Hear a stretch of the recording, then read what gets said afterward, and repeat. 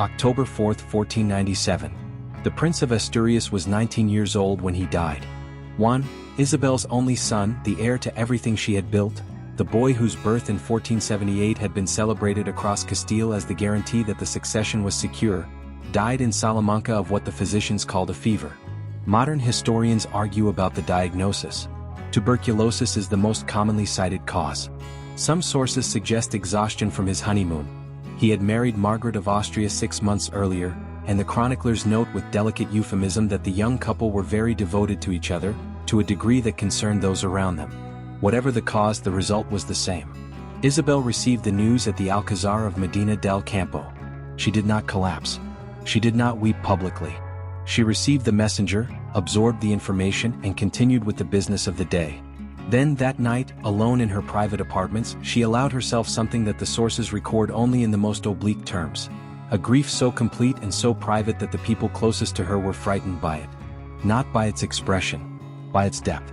She had spent 20 years building a succession. A son to inherit Castile. Daughters married to the kings of Portugal, Burgundy, England. A diplomatic architecture designed to project Castilian power across Europe for the next generation. She had built it brick by brick, marriage by marriage, campaign by campaign. And on October 4, 1497, the cornerstone fell out. What came after? The deaths that accumulated over the next 3 years, the daughter who became a problem no political solution could fix, the final years that turned the most powerful woman in Europe into a woman dictating her last wishes from a bed in the same town where she had once proclaimed herself queen, is the story that most histories of Isabel skip over to get to the legacy. But the end is where you find out what someone was actually made of. And Isabel's end was extraordinary. She had 5 children. By 1500, 3 of them were dead. The 4th was showing signs of the instability that would eventually put her in a locked room for 50 years. And Isabel was still running a kingdom, still managing an empire that was growing faster than anyone could administer, still dictating letters and signing documents and making decisions. This is the last chapter. Subscribe, like the video, and let's finish this properly. The deaths came one after another with the particular cruelty of events that seemed designed to be maximally damaging. Juan died in October 1497. His wife Margaret was pregnant. The child, which would have been a grandson, an heir, the continuation of the line, was born dead. Margaret left Spain and returned to Burgundy. She never came back. Isabel turned to her eldest daughter. The Infanta Isabel, named for her mother, Queen of Portugal through her marriage to Manuel I, was the next in line. She was already in Portugal. Her marriage had been part of the diplomatic settlement of the War of Succession. She was healthy. She was capable. She was, in every practical respect, an adequate replacement for the succession plan that Juan's death had destroyed. She died in August 1498 in childbirth. Her son Miguel survived.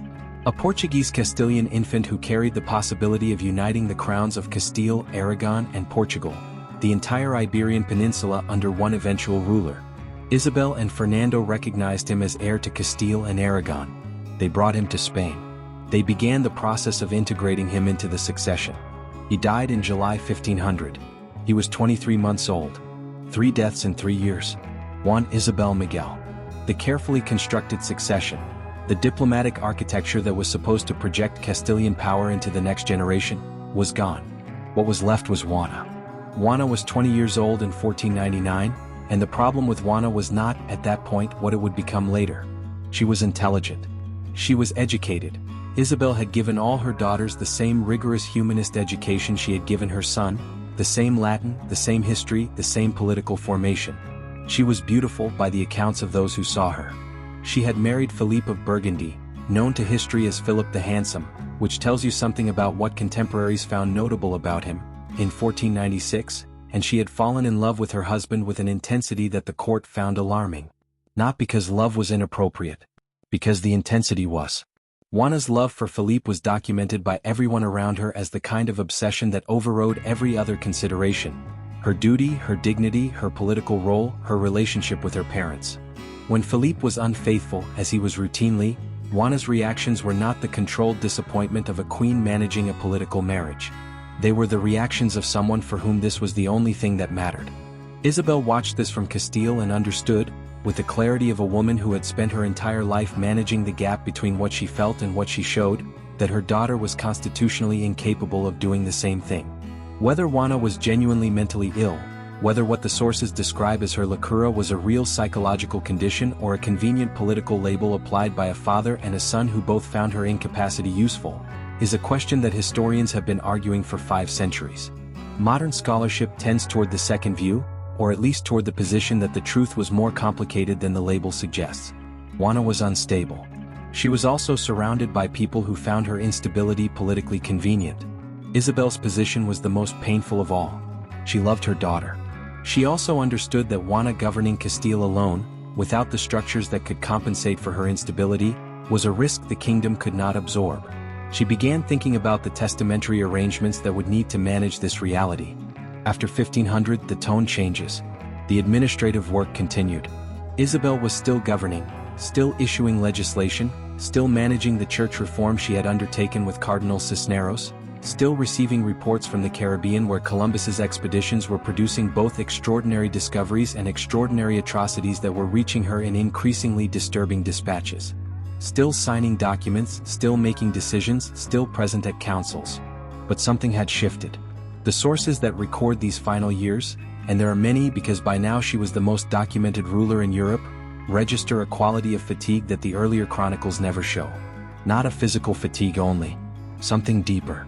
The fatigue of a woman who has paid, personally, a price for what she built that the political history books tend to omit.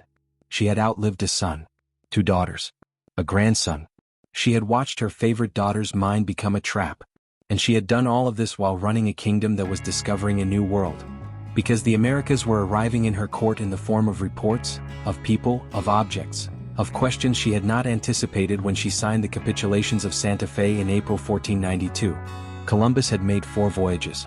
The Caribbean was becoming a Spanish administrative problem as well as a geographic discovery. The native populations of the islands were being systematically destroyed by a combination of violence, disease and forced labor that the dispatches described in terms that Isabel found, by the source's account, genuinely distressing.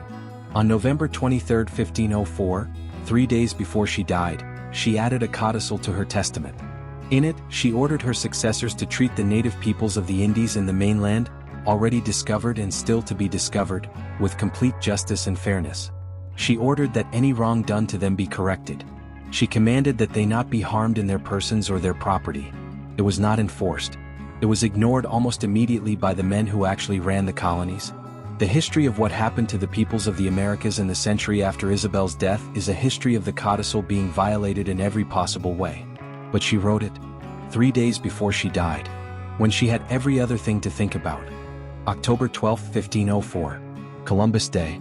By coincidence, or perhaps not entirely by coincidence, in the mind of a woman who had always understood the weight of symbolic dates, Isabel dictated her testament from her bed in the royal palace of Medina del Campo. She had been ill for months, what the physicians described as a fever that came and went, what modern diagnosis would likely identify as uterine cancer or a similar condition. She was 52 years old. She had known for some time that she was dying. The testament is one of the most remarkable political documents of the 15th century.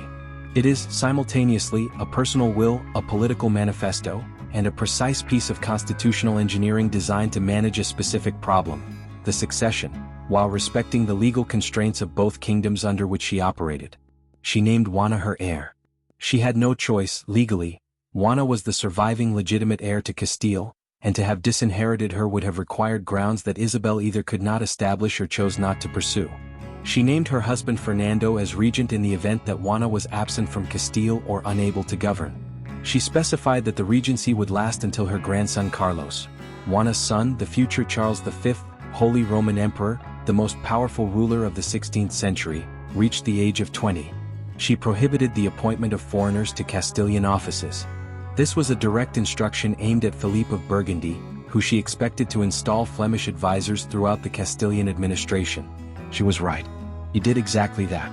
And Fernando enforced the testament's provisions against him with the political stubbornness of a man who understood that his wife had been right about everything she had ever committed to writing.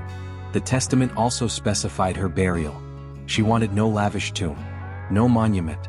A flat stone in the floor of the monastery of San Francisco in the Alhambra, the palace of the king she had defeated, in the city that had been the last prize of the Reconquista.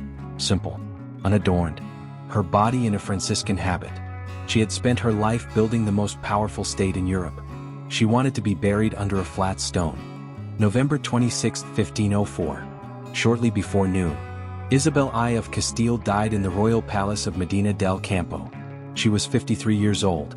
She had been born in a small Castilian town to a king who would die when she was 3 and a mother who would lose her mind before she was 10.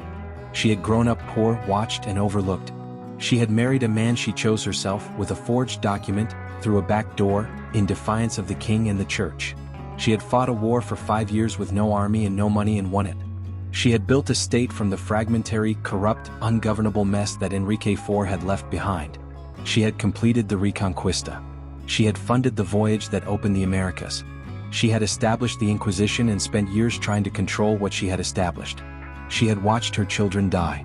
She had written a codicil about the rights of people on the other side of an ocean she would never see, 3 days before her own death, because she understood that what she had set in motion would reach places and people that no one in Medina del Campo could yet fully imagine. Fernando received the news in the palace. The sources record that he wept.